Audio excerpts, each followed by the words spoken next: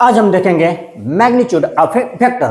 किसी भी वेक्टर के मैग्नीट्यूड को हम किस तरह से रिप्रेजेंट करते हैं। तो हम जानते हैं किसी भी वेक्टर को हम किसी लेटर के ऊपर एरो लगाकर रिप्रेजेंट करते हैं और इसको बोलते हैं वेक्टर ए। किसी भी वेक्टर को हम किसी लेटर के ऊपर एरो लगाकर रिप्रेजेंट करते हैं और इसको बोलते हैं वेक्टर बी। ये कहलाता है वेक्टर ए, ये कहलाता है वेक्टर बी। अब इसके मैग्नीट्यूड को हमें रिप्रेजेंट करनी हो ना, तो हम इस वेक्टर के मॉड को ले लेंगे।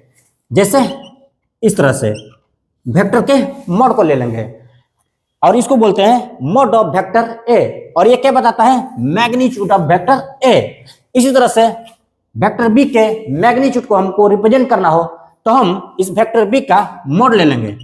हम वेक्टर बी का मॉड ले लेंगे और इसको बोलते हैं मॉड ऑफ वेक्टर बी। और ये क्या रिप्रेजेंट करता है? तो मैग्नीट्यूड ऑफ वेक्टर ए को रिप्रेजेंट करता है। तो mod of A vector represents its magnitude. जैसे ये हुआ मॉड ऑफ वेक्टर ए और ये क्या रिप्रेजेंट करता है? तो मैग्नीट्यूड ऑफ वेक्टर ए को रिप्रेजेंट करता है।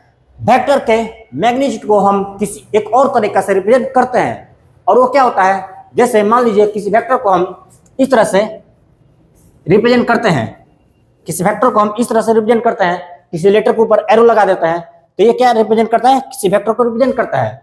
अब हमको इसके मैग्नीट्यूड को रिप्रेजेंट करना है ना, तो हम इस लेटर के ऊपर एरो को हटा देंगे। ये रिप्रेजेंट करता है वेक्टर ए और ये रिप्रेजेंट करता है मॉड ऑफ वेक्टर ए।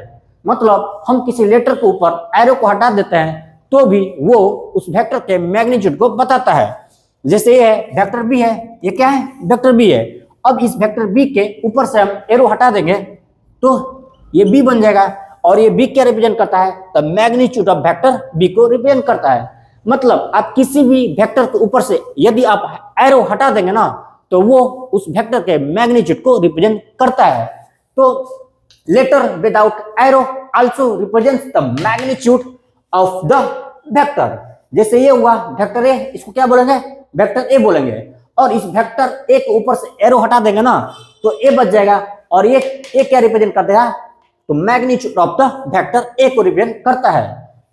हम जानते हैं किसी वेक्टर को हम एरो से भी रिप्रेजेंट करते हैं ना। ये होता है graphical representation of A vector.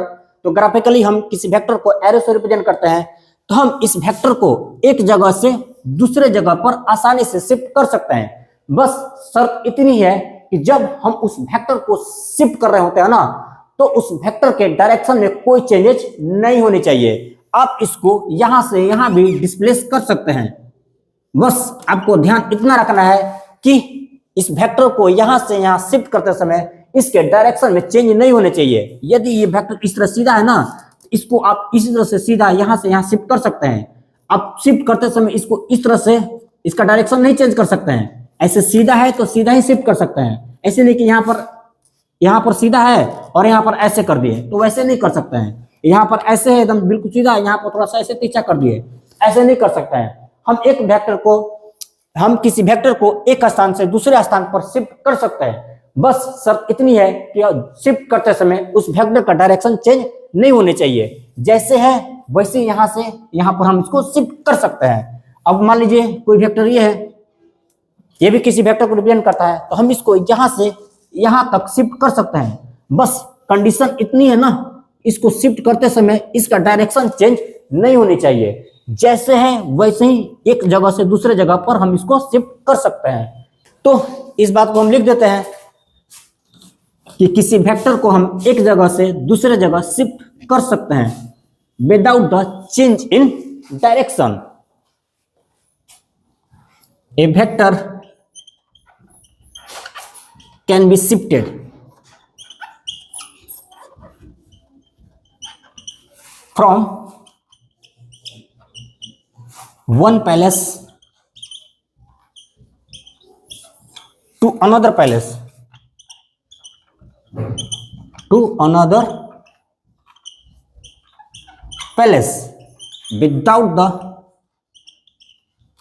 without the change